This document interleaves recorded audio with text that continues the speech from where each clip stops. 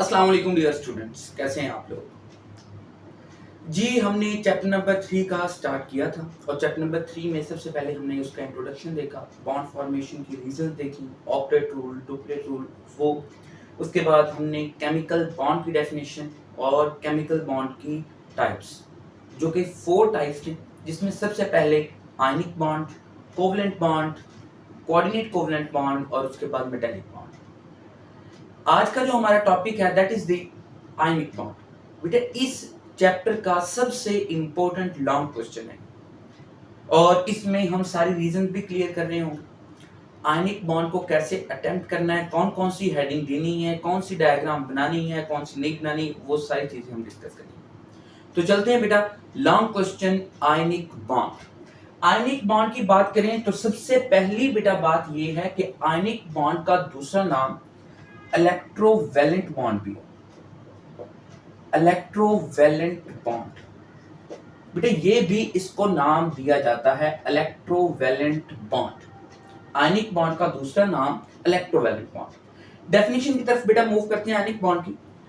The chemical bond which is form by gaining, ये बेटा keywords हैं, गेनिंग और लूजिंग, मतलब ऐसा बॉन्ड जो इलेक्ट्रॉन को गेन करके या इलेक्ट्रॉन को लूज करके बनता है, of electron to acquire. Acquire का मतलब बेटा अटेन करना, हासिल करना। टू एक्वायर इलेक्ट्रॉनिक कॉन्फ़िगरेशन, ये बेटा वर्ड इंपॉर्टेंट है। इलेक्ट्रॉनिक कॉन्फ़िगरेशन का मतलब होता है इलेक्ट्रॉन की डिस्ट्रीब्यूशन। किसी भी एटम के अंदर किस शेल में कितने इलेक्ट्रॉन होंगे, इस चीज को बयान करना, इसको बोलते हैं electronic configuration of near by noble gas. अब मतलब बेटा समझने क्या चीज, वो कहता है कि ऐसा केमिकल बॉन्ड जो लूजिंग और गेनिंग ऑफ इलेक्ट्रॉन से बनता है, लेकिन वो लूज और गेन इलेक्ट्रॉन क्यों करता है? टू अटेन इलेक्ट्रॉनिक कॉन्फ़िगरेशन उसकी इस तरह की हो जाए जिस तरह की नोबल गैस की। नोबल गैस की हमने कहा कि एक स्टेबल इलेक्ट्रॉनिक कॉन्फ़िगरेशन है, इस वजह से वो किसी भी दूसरे एटम के साथ रिएक्ट नहीं करती। क्यों? क्योंकि वो ऑलरेडी स्टेबल है, उसका ऑक्टेट कंप्लीट है, उसका डुप्लेट कंप्लीट है। अगर हीलियम है तो डुप्लेट कंप्लीट है, अगर बाकी सारी नोबल गैसेस हैं तो उसका ऑक्टेट कंप्लीट है।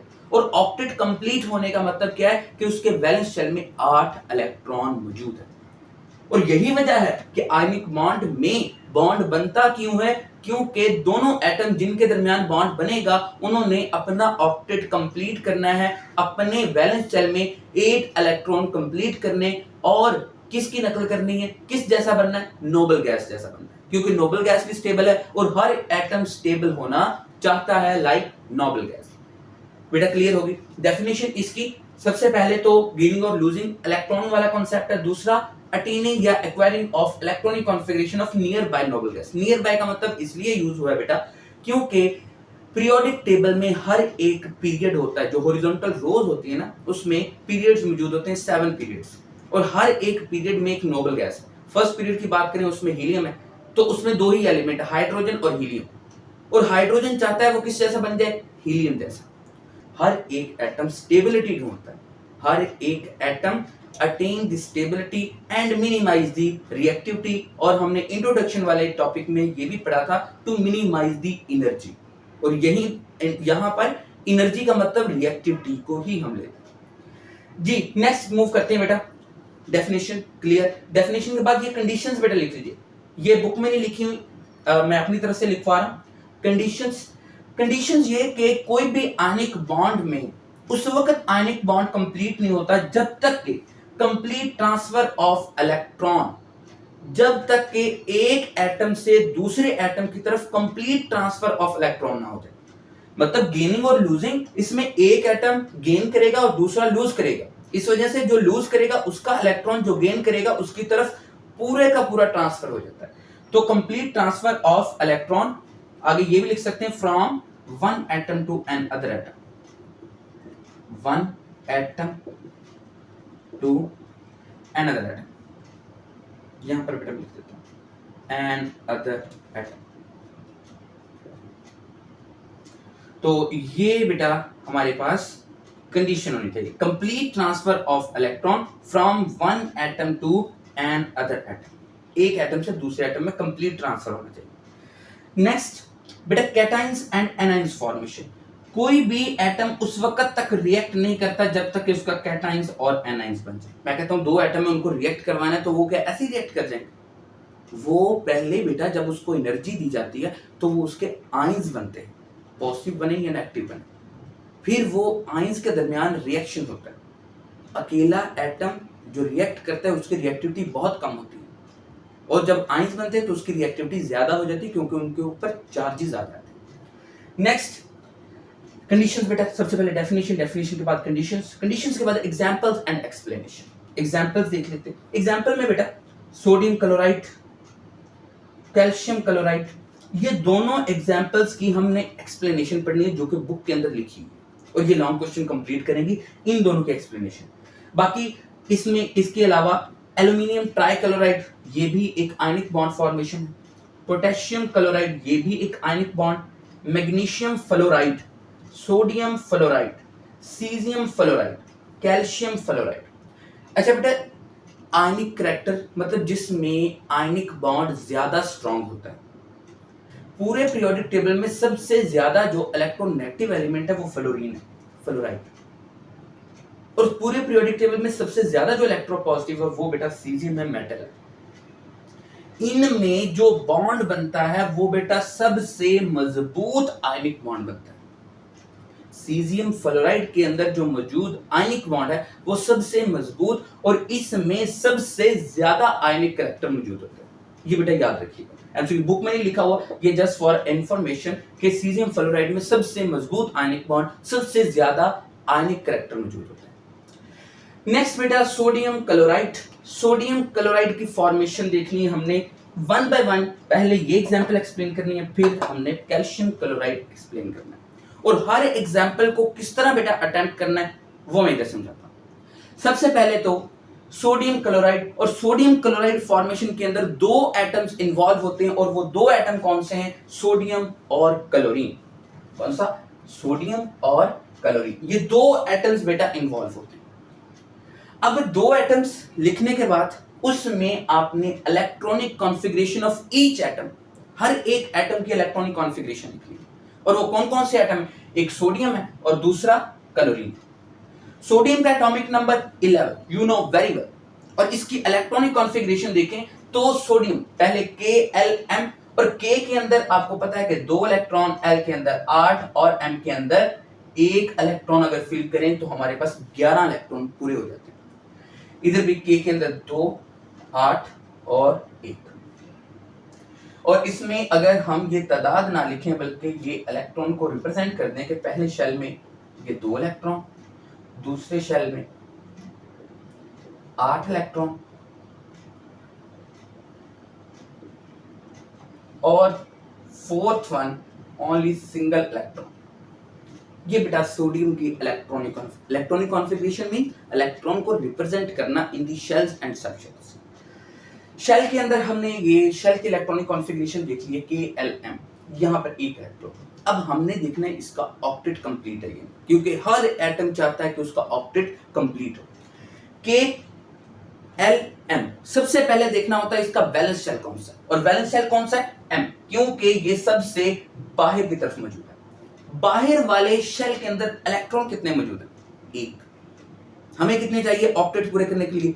7 और चाहिए, और जो 7 और आएंगे तो 7 को ऐड करना बहुत ही मुश्किल टास्क है बेटा। हम 7 को ऐड नहीं करवा सकते इसमें कि इसकी स्टेबिलिटी हो और इसमें 7 इलेक्ट्रॉन्स ऐड कर दें, बहुत मुश्किल टास्क है। तो इसलिए ये क्या काम करता है सोडियम, ये अपने 1 इलेक्ट्रॉन जो कि वैलेंस शेल में मौजूद है ना उसको ही लूज कर देता है। फिर सुन ले, सोडियम के वैलेंस शेल में 1 इलेक्ट्रॉन, ये ऑक्टेट रूल कंप्लीट करना चाहता है तो क्या काम करता है? अपना 1 इलेक्ट्रॉन लूज कर देता है, क्योंकि बेटा एक ये मेटल है, और जब ये मेटल है तो मेटल की टेंडेंसी होती है लूजिंग ऑफ द इलेक्ट्रॉन, इसलिए ये इलेक्ट्रॉन को लूज करने की टेंडेंसी रखता है और अपना ऑक्टेट पूरा करने के लिए।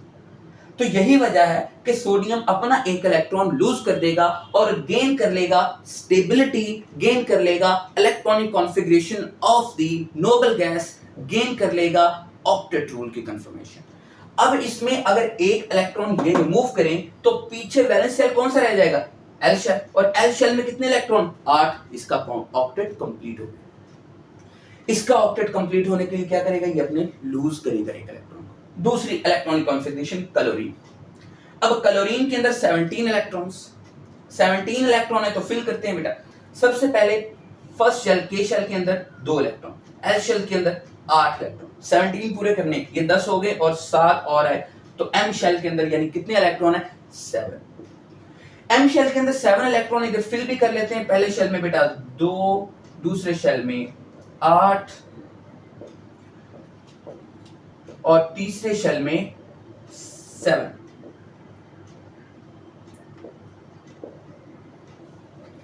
अब यहां पर बात करते हैं, ये पहला शेल 2, 8, 7, वैलेंस शेल की इलेक्ट्रॉनिक कॉन्फ़िगरेशन कितनी होनी चाहिए, 8, ऑक्टेट रूल पूरा करना है, नोबल गैसेस की इलेक्ट्रॉनिक कॉन्फ़िगरेशन बनानी है। तो 7 में क्या 7 को लूज करवा देंगे, नहीं, ये मुश्किल काम है। तो क्या करेंगे, एक इलेक्ट्रॉन गेन करेगा क्लोरीन और क्या हो जाएगा, इसके वैलेंस शेल में 7 की बजाय 8 इलेक्ट्रॉन हो जाएंगे। और 8 इलेक्ट्रॉन का मतलब क्या है कि इलेक्ट्रॉनिक कॉन्फ़िगरेशन इसकी ऑक्टेट रूल के मुताबिक होगी, इलेक्ट्रॉनिक कॉन्फ़िगरेशन इसकी नोबल गैस के मुताबिक होगी। अब सोडियम और क्लोरीन इलेक्ट्रॉनिक कॉन्फ़िगरेशन पहले जनरल लिखनी है, पहले आपने ये लूज और गेन वाला चक्कर नहीं करना।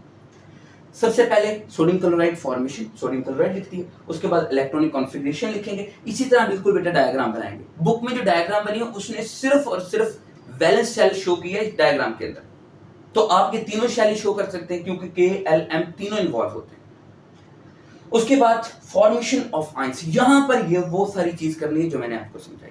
Formation of ions for attaining of 8 electron in the valence shell, sodium lose 1 electron, sodium कितने एटम, एक इलेक्ट्रॉन लूज कर देता है। And chlorine gain an electron, और क्लोरीन एक इलेक्ट्रॉन गेन कर लेता है, क्योंकि सोडियम को ऑक्टेट पूरा करने के लिए एक लूज करना दरकार है और क्लोरीन को एक इलेक्ट्रॉन गेन करना ऑक्टेट रूल को पूरा करने की माने। तो क्लोरीन एक गेन कर लेता है और सोडियम एक लूज कर देता है, दोनों ही स्टेबल हो जाते हैं। स्टेबल का मतलब दोनों का ऑक्टेट कंप्लीट हो जाता है। Next, gain an electron and become an a positive, और लूज करने से आपको पता है कि पॉजिटिव चार्ज आता है और गेन करने से आपको पता है कि नेगेटिव चार्ज आता है, जिसकी वजह से एक सोडियम आयन में बन जाएगा और दूसरा क्लोराइड आयन में बन जाएगा। इसको बेटा एक्सप्लेन करते हैं, जल्दी से स्क्रीनशॉट ले लें और आगे मूव करते हैं। जी बेटा, अब हमने क्या करना है जी, फॉर्मेशन ऑफ आयंस, सोडियम की भी क्लोरीन की भी। मैं कहता हूं ये सोडियम एटम, और सोडियम एटम है तो इसमें कितने इलेक्ट्रॉन होने चाहिए, इसमें पहले शेल में 2, दूसरे शेल में 8 और वैलेंस शेल के अंदर 1 इलेक्ट्रॉन। अब क्या हुआ कि ये सोडियम में से ये एक इलेक्ट्रॉन ये बेटा ये लूज कर देता है, एक इलेक्ट्रॉन ये लूज कर देता है, ये के, एल, एम, और एम शेल का एक इलेक्ट्रॉन लूज करेगा क्योंकि एम शेल में था ही एक इलेक्ट्रॉन, और जब एक इलेक्ट्रॉन भी लूज हो जाएगा तो ये एम शेल पूरा ही डिस्टर्ब हो जाएगा, पूरा ही खत्म हो जाएगा, डिसअपीयर हो जाएगा, और पीछे सिर्फ के और एल से बचेंगे। अब ये सोडियम पे बेटा कितने इलेक्ट्रॉन थे, 11 इलेक्ट्रॉन थे, और 11 इलेक्ट्रॉन है। अब हुआ क्या, एक इलेक्ट्रॉन इसने कर दिया लूज, एक इलेक्ट्रॉन इसने रिमूव कर दिया यहां से, और पीछे क्या होगा जी, ये हमारे पास के शेल और ये एल शेल, के शेल में 2 इलेक्ट्रॉन बचे, एल शेल में 8 बच गए, और टोटल क्या होगा कि सोडियम के पास 10 इलेक्ट्रॉन रह जाएंगे, और जब वो 10 इलेक्ट्रॉन रह जाएंगे इसका मतलब कि एक इलेक्ट्रॉन की कमी आ गई है और इस पर पॉजिटिव चार्ज शो होने लगे, और इस तरह सोडियम का सोडियम आयन बन जाएगा Na पॉजिटिव। क्लियर हुई बेटा बात, सोडियम का आयन फॉर्मेशन अब ये जो बन चुका है, ये सोडियम आयन की इलेक्ट्रॉनिक कॉन्फ़िगरेशन और ये सोडियम एटम की इलेक्ट्रॉनिक कॉन्फ़िगरेशन। दूसरी बात करते हैं क्लोरीन, ये बेटा क्लोरीन का एटम, और क्लोरीन का एटॉमिक नंबर कितना होता है, 17, और 17 में से होना क्या है कि एल, एम, ये 3 शेल, पहले शेल में 2 इलेक्ट्रॉन, दूसरे शेल में 8 इलेक्ट्रॉन, और तीसरे शेल में 7 इलेक्ट्रॉन। अब क्लोरीन का क्या बिहेवियर था, इसने एक इलेक्ट्रॉन गेन करना था, ये सारे पेयर फॉर्म में ये अकेला है, तो इसने एक इलेक्ट्रॉन जब गेन करना है, इसका मतलब कि इस पर नेगेटिव चार्जेस ज्यादा हो जाएंगे, एक इलेक्ट्रॉन ज्यादा हो गया, इलेक्ट्रॉन पर नेगेटिव चार्ज होता है, जिसकी वजह से क्लोरीन पर -1 चार्ज है। अब -1 चार्ज वाले यानी क्लोराइड आयन की कॉन्फ़िगरेशन क्या होगी, पहला बेटा K shell, L shell, M shell. K shell में 2 इलेक्ट्रॉन थे, एल शेल में 8 इलेक्ट्रॉन थे और एम शेल में 7 इलेक्ट्रॉन थे। इधर 1 इलेक्ट्रॉन और इधर जो 8वां इलेक्ट्रॉन आया वो बेटा ये रिप्रेजेंट कर दिया। सोडियम में से ये वाला इलेक्ट्रॉन क्लोरीन में ये वाला इलेक्ट्रॉन अपीयर हो रहा है, उसने एक लूज किया, इसने एक गेन कर लिया, उसने लूज करने से बाद पॉजिटिव चार्ज, इसने गेन करने के बाद नेगेटिव चार्ज, और ये क्लोराइड की इलेक्ट्रॉनिक कॉन्फ़िगरेशन और ये सोडियम आयन की इलेक्ट्रॉनिक कॉन्फ़िगरेशन। ये बातें बेटा क्लियर होगी, स्ट्रक्चर बना दीजिएगा, अच्छी बात है, लॉन्ग क्वेश्चन के अंदर चलता है। नेक्स्ट अगर बात करें, क्लोराइड आयन बन चुका है, सोडियम आयन बन चुका है, जब दोनों को रिप्रेजेंट करते हैं ना, ये दोनों इक्वेशन को, ये इक्वेशन मैं कहता हूं 1 है और ये इक्वेशन 2 है, तो इसको रिप्रेजेंट करते हैं, सम करके लिखते हैं, तो ये बेटा सोडियम 11 और ये इलेक्ट्रॉन, एक इलेक्ट्रॉन इसका, एक इलेक्ट्रॉन इससे कैंसिल, एक इलेक्ट्रॉन इसका, एक इलेक्ट्रॉन इससे कैंसिल, बचेगा क्या कि सोडियम 11 प्लस क्लोरीन 17, और ये क्या काम करेगा, सोडियम का पॉजिटिव चार्ज और क्लोरीन का नेगेटिव चार्ज, इसके पॉजिटिव आयंस की फॉर्मेशन हो चुकी, आयंस बन चुके। अब हमने जो नेक्स्ट हेडिंग देनी है वो formation of sodium chloride NaCl की फॉर्मेशन। सबसे पहले यहां से बेटा स्टार्ट करना है, electronic configuration, formation of ions, formation of ions में ये डायग्राम और ये इक्वेशन बुक में जैसे लिखी वैसे लिखनी है। उसके बाद हम मूव करेंगे किस पर, formation of sodium chloride, formation of sodium chloride NaCl।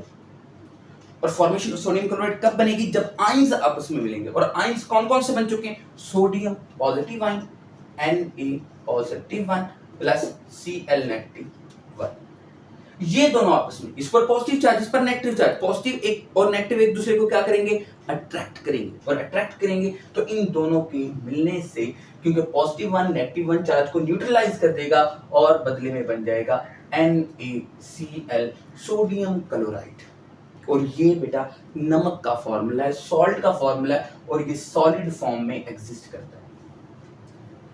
NaCl बन चुका हमारे पास। उसके बाद ना एंड पर एक और चीज दी हुई है बेटा, और वो कौन सी चीज है, वो है इसकी क्रिस्टल अरेंजमेंट। हमारे पास जो नमक आता है ना वो सॉलिड के ढेले होते हैं, जिसको पीस कर वो पाउडर फॉर्म में कन्वर्ट किया जाता है। अब वो जो एक क्रिस्टल है, एक क्रिस्टल के अंदर सोडियम और क्लोरीन किस तरह अरेंज होते हैं बेटा, वो एक यूनिट सेल से या क्रिस्टल लेटिस से पता चलता है। वो यूनिट सेल आपके पास रिप्रेजेंट किया जाता है कि ये मैं बनाने की कोशिश करता हूं, बाकी बेटा ये स्क्रीन पे आपको नजर आ रहा होगा, ये ना क्यूब शेप पे होता है, ये इस तरह क्यूब शेप होती है जो कि रिपीट होती जाती है और बड़ा क्रिस्टल बन जाता है, और ये सोडियम क्लोराइड का यूनिट सेल है, ये सोडियम क्लोराइड का स्ट्रक्चरल फॉर्मूला है। क्लियर हुई बेटा बात, ये सोडियम क्लोराइड की एक्सप्लेनेशन थी। नेक्स्ट बात करते हैं, एग्जांपल कौन सी है, calcium chloride, calcium chloride CaCl2। यहां पर बेटा कैल्शियम के साथ 2 क्लोरीन एटम अटैच। पिछली एग्जांपल जो सोडियम क्लोराइड, एक सोडियम था एक क्लोरीन था, इधर एक कैल्शियम के साथ 2 क्लोरीन अटैच। कैल्शियम और क्लोरीन ये 2 एलिमेंट बेटा इसमें इन्वॉल्व हो रहे हैं। सबसे पहले जिस तरह सोडियम क्लोराइड का एक्सप्लेन किया, इलेक्ट्रॉनिक कॉन्फ़िगरेशन, और इलेक्ट्रॉनिक कॉन्फ़िगरेशन में कैल्शियम का एटॉमिक नंबर बेटा 20, और कैल्शियम के शेल में 2 इलेक्ट्रॉन, एल शेल में 8, बाकी कितने बचे 10, तो एम शेल में 10 इलेक्ट्रॉन फिल कर देते हैं बेटा, तो 8 दूसरे शेल में और तीसरे शेल में 10, जी ये 10 इलेक्ट्रॉन किसमें, कैल्शियम में। क्लोरीन की बात करें, क्लोरीन की पहले भी इलेक्ट्रॉनिक कॉन्फ़िगरेशन 2 8 7 KLM में, और इसने पहले शेल में 2, दूसरे में 8, और तीसरे में 7, ये 7 इलेक्ट्रॉन। अब ये इलेक्ट्रॉनिक कॉन्फ़िगरेशन के बाद फॉर्मेशन ऑफ आयंस की तरफ मूव करते हैं। तो पहला जो कैल्शियम की बेटा बात हो रही, इसमें क्या होता है जी, पहले 2 इलेक्ट्रॉन, फिर 8 इलेक्ट्रॉन और फिर 10 इलेक्ट्रॉन। क्या ऑक्टेट कंप्लीट है बेटा? जी बोले, ऑक्टेट कंप्लीट है? बिल्कुल नहीं है। क्योंकि वैलेंस शेल के अंदर कितने इलेक्ट्रॉन मौजूद हैं? 10। तो 10 तो हमें नहीं चाहिए, हमें चाहिए 8। तो क्या ये 10 में से 2 रिमूव कर दें तो आया कि ये 8 इलेक्ट्रॉन बनेंगे? बिल्कुल बनेंगे। तो इसलिए कैल्शियम क्या काम करता है? 2 इलेक्ट्रॉन रिमूव करता है अपने, और 2 इलेक्ट्रॉन रिमूव करने से क्या बन जाता है? कैल्शियम +2। 1 इलेक्ट्रॉन रिमूव किया, +1 चार्ज, 2 इलेक्ट्रॉन रिमूव किए, +2 चार्ज। तो ये +2 चार्ज गेन करता है। अब ये जो इलेक्ट्रॉनिक कॉन्फ़िगरेशन के स्ट्रक्चर की फॉर्म में ये K shell, L shell, M shell में शो करवाई है। तो M शेल में ये 10 इलेक्ट्रॉन मौजूद है। तो ये क्या काम करेगा? 2 इलेक्ट्रॉन अपने रिमूव करेगा, और पहले शेल में 2, दूसरे में 8 और तीसरे में भी 8 बच जाएंगे बेटा। ये जो 2 इलेक्ट्रॉन की वैकेंसीज में इधर बना देता हूं कि ये वैकेंसीज जनरेट हो गई हैं, ये खाली जगह जनरेट हो गई हैं, जिसकी वजह से इसमें इलेक्ट्रॉन की कमी आ गई, प्रोटॉन 2 तादाद में ज्यादा हो गए और +2 चार्ज आ गए। ये बेटा कैल्शियम +2। कैल्शियम का कौन सा आयन बनता है? Calcium +2 ion. नेक्स्ट क्लोरीन की बात करें तो क्लोरीन के पहले K शेल, फिर L शेल, फिर M शेल। पहले शेल में 2 इलेक्ट्रॉन, दूसरे वाले में 8 और तीसरे वाले में 7। अब इसका ऑक्टेट कंप्लीट है? बिल्कुल नहीं। ऑक्टेट के लिए 8 इलेक्ट्रॉन, लेकिन इसमें है जस्ट 7। कितने इलेक्ट्रॉन चाहिए? 1 इलेक्ट्रॉन चाहिए, और 1 इलेक्ट्रॉन ये गेन करेगा, 1 इलेक्ट्रॉन ये गेन करेगा, और ये बन जाएगा क्लोराइड -1 चार्ज। अब -1, अब कहेंगे कि ये 2 इलेक्ट्रॉन रिमूव कर रहा है कि 1 इलेक्ट्रॉन गेन कर रहा है। 1 इलेक्ट्रॉन कहां गया? भाई हमने ये देखा कि कैल्शियम क्लोराइड में एक कैल्शियम के साथ 2 क्लोरीन अटैच है, और जब 2 क्लोरीन अटैच होते हैं तो इसका मतलब एक इसका इलेक्ट्रॉन 1 क्लोरीन लेकर क्लोराइड, और दूसरा इलेक्ट्रॉन दूसरा क्लोरीन लेकर क्लोराइड। तो इस वजह से 1 क्लोरीन नहीं बल्कि 2 क्लोरीन। तो इसके इलेक्ट्रॉनिक कॉन्फ़िगरेशन बेटा देखते हैं कि K shell, L shell, M shell. K में 2, L में 8 और M में पहले 7 थे, और अब कितने हो गए हैं? अब हो गए 8। और ये वो इलेक्ट्रॉन है जो कि कहां से मौसूल हुआ? कैल्शियम वाले इलेक्ट्रॉन में से। तो ये 1 इलेक्ट्रॉन गेन करके, अब 1 इलेक्ट्रॉन 1 क्लोरीन ने, और दूसरा क्लोरीन दूसरा इलेक्ट्रॉन गेन करेगा और बन जाएगा क्लोराइड नेगेटिव। अब हमारे पास 2 क्लोराइड नेगेटिव और 1 calcium +2 charge. Formation of calcium chloride. Formation of calcium chloride में कैल्शियम +2 चार्ज और 2 क्लोराइड के नेगेटिव आयंस दोनों मिलेंगे, इसका पॉजिटिव चार्ज इसके 2 नेगेटिव चार्ज से कैंसिल, और ये CaCl2 कैल्शियम क्लोराइड फॉर्मेशन हो जाएगी। ये बेटा फॉर्मेशन ऑफ कैल्शियम क्लोराइड। दोनों एग्जांपल तफसीलन एक्सप्लेन करनी है जब भी वो लॉन्ग क्वेश्चन पूछेगा। पहली बात तो ये कि अगर वो लॉन्ग क्वेश्चन पूछेगा तो वो पूछेगा define ionic bond and explain the sodium chloride, एक कोई एग्जांपल, या define ionic bond and explain the calcium chloride formation. तो दोनों अपनी अपनी जगह मैंने एक्सप्लेन कर दी हैं, दोनों की हेडिंग सेम है, उसके जो पैरामीटर्स हैं वो थोड़े डिफरेंट है। ये बेटा एटॉमिक नंबर याद रखिएगा, इलेक्ट्रॉनिक कॉन्फ़िगरेशन ये स्ट्रक्चर में रिप्रेजेंट ना चाहे कीजिएगा, ये आपको समझाने के लिए था। जस्ट KLM की जगह यहां पर लिख देंगे 2, 8 और 10, इस तरह लिखें, ये भी काफी है, ये भी हमारे पास काफी है इतना लिखा, लेकिन ये स्ट्रक्चर बनाकर एक्सप्लेन कीजिएगा। ओके बेटा, थैंक यू सो मच, दुआओं में याद रखिएगा, मिलते हैं नेक्स्ट टॉपिक।